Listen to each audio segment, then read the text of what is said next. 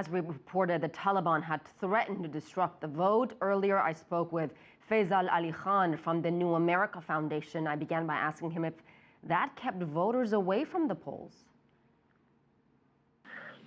There were a lot of voters that went out to the polls, despite the fact that there were almost 150 reported security incidents. There were 6 operations carried out in Kabul alone by the security forces. There were rockets fired in the morning, but there was still a considerable participation by men and women across the country in Afghanistan. Did you see a lot of security presence at polling stations?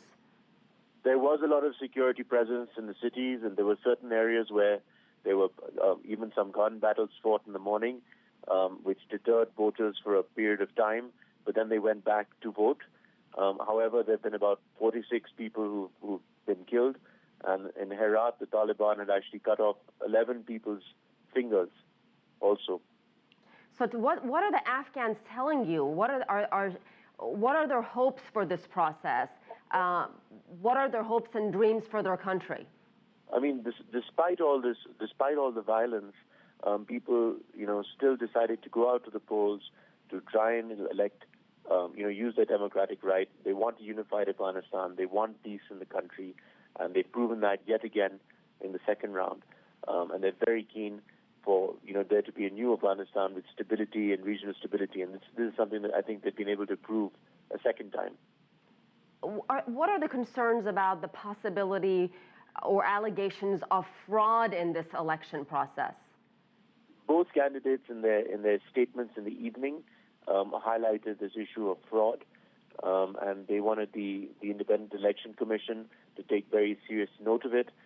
Both said that they had evidence of the other, that they had found there to be some fraud that had taken place, but it will all depend now on the Complaints Commission and the Independent Election Commission and how they choose to deal with those complaints, and to try and have which polling stations they quarantine, etc., to have an outcome.